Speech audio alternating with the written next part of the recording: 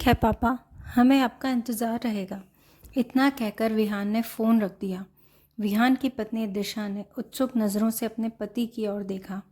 वह जानना चाह रही थी कि विहान की अपने पापा से क्या बात हुई है। मम्मी पापा परसों यहाँ आ रहे हैं, लगभग 1 सप्ताह रुकेंगे, विहान ने बताया। लेकिन उसके शब्दों में उत्साह नहीं था। अरे वाह, चलो 8 महीने बाद उन्हें याद तो आया कि उनका एक बेटा यहाँ भी रहता है, वरना वह तो बड़े भैया के साथ गांव में ही रहना पसंद करते हैं। दिशा चहक कर बोली। दिशा और विहान की शादी को 8 महीने हो चुके थे, पर विहान के मम्मी पापा एक बार भी उनके पास नहीं आए थे। दिशा भी शादी के तुरंत बाद ही जॉब के कारण विहान के साथ शहर चली आई थी और दोनों व्यस्त होने के चलते फिर से गांव नहीं जा पाए थे। दिशा, मेरे पापा मितव्ययी हैं, यानी कि बहुत सोच समझकर खर्च करते हैं। हर काम अपने हाथ से ही करने को प्राथमिकता देते हैं, परंतु हमारा काम तो बाहरी लोगों पर निर्भर है, जैसे झाड़ू पोछा, बर्तन, शाम का खाना, कपड़ों पर प्रेस, कार की सफाई आदि। समझ में नहीं आ रहा क्या करें, विहान ने अपनी चिंता जताई। कोई बात नहीं विहान, 1 सप्ताह की ही तो बात है, हम प्रबंध कर लेंगे। सभी काम वालों को हम 1 सप्ताह की छुट्टी दे देते हैं।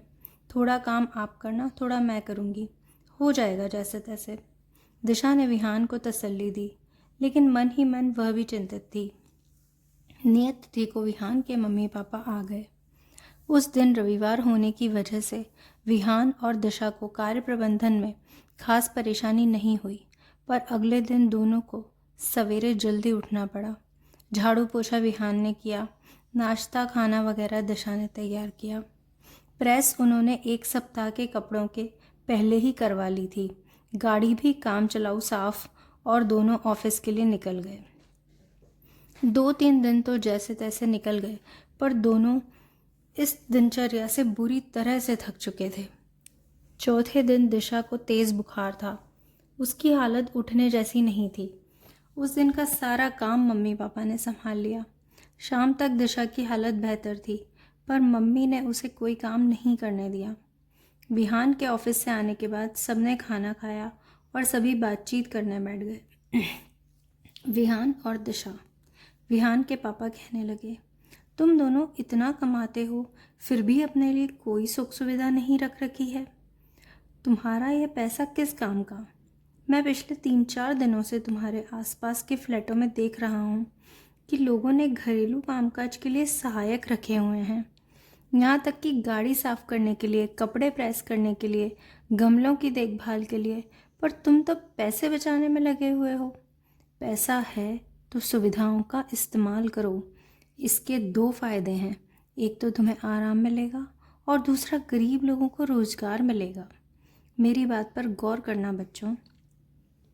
लेकिन पापा, आप तो कहते हैं ना, अपना काम खुद करना चाहिए, फालतू पैसे खर्च नहीं करने चाहिए, विहान सकपकाते हुए बोला। बिल्कुल, मैं अभी भी यही कहता हूँ। अगर हम आसानी से अपना काम कर सकते हैं तो हमें दूसरों पर निर्भर नहीं रहना चाहिए, परंतु परेशान होकर पैसा बचाएं या खुद काम करें तो वह सही नहीं है। तुमने मेरे कहने का मतलब अलग समझ लिया, पापा ने कहा। अब विहान अपने को रोक नहीं पाया और सब कुछ मम्मी पापा को बता दिया। दोनों तरफ से हुई इस गलत फहमी से दूर होते ही एक खुशनुमा वातावरण बन गया और दिशा और विहान जल्दी जल्दी सभी गृह कार्य सहायकों को कल सुबह आने के लिए फ़ोन करने लगे।